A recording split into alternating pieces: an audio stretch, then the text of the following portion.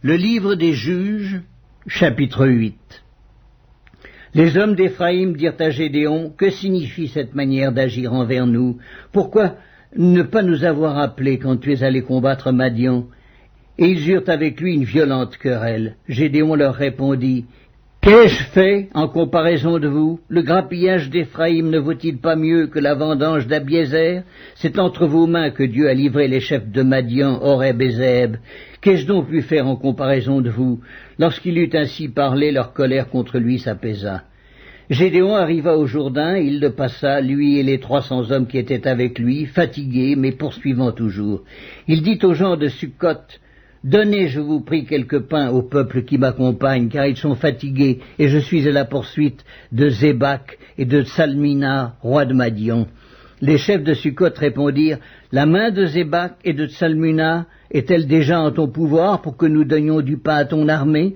Et Gédéon dit, « Eh bien, lorsque l'Éternel aura livré entre mes mains Zébat et Tsalmuna, je broierai votre chair avec des épines du désert et avec des chardons. » De là il monta à Pénuel, et il fit aux gens de Pénuel la même demande. Ils lui répondirent comme avaient répondu ceux de Succoth.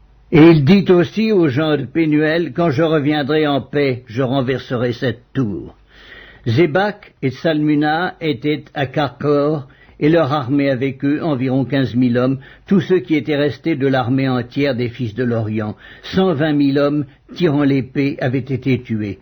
Gédéon monta par le chemin de ceux qui habitent sous les tentes, à l'Orient de Nobak et de Jogbéa, et il battit l'armée qui se croyait en sûreté.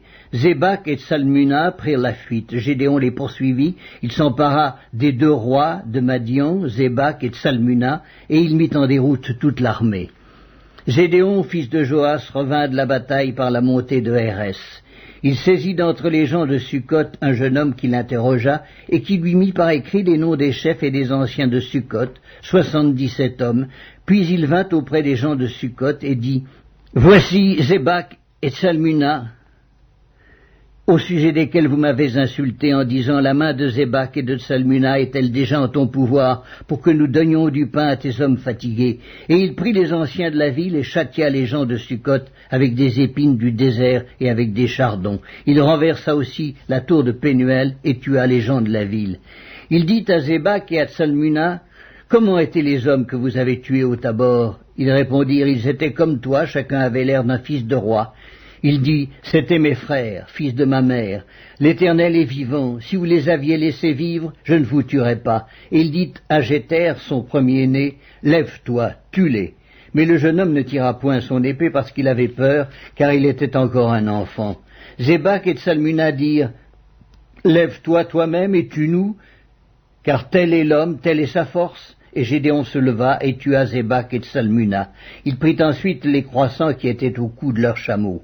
Les hommes d'Israël dirent à Gédéon, « Domine sur nous, et toi et ton fils et le fils de ton fils, car tu nous as délivrés de la main de Madian. » Gédéon leur dit, « Je ne dominerai point sur vous, et mes fils ne domineront point sur vous, c'est l'Éternel qui dominera sur vous. » Gédéon leur dit, « J'ai une demande à vous faire.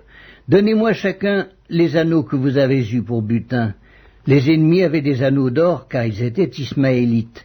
Ils dirent, « Nous les donnerons volontiers. » Et ils étendirent un manteau sur lequel chacun jeta les anneaux de son butin.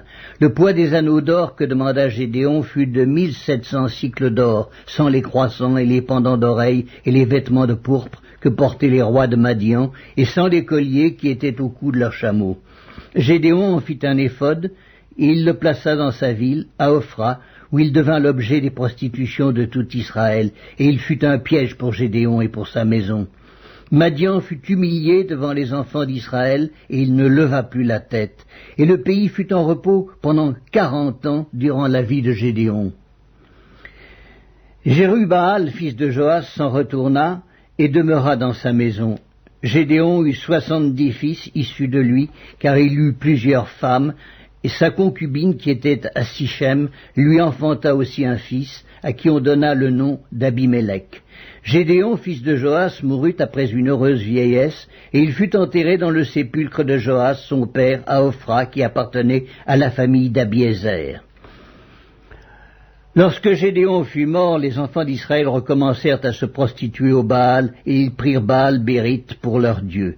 Les enfants d'Israël ne se souvinrent point de l'Éternel leur Dieu, qui les avait délivrés de la main de tous les ennemis qui les entouraient, et ils n'eurent point d'attachement pour la maison de Jérubbaal de Gédéon, après tout le bien qu'il avait fait à Israël.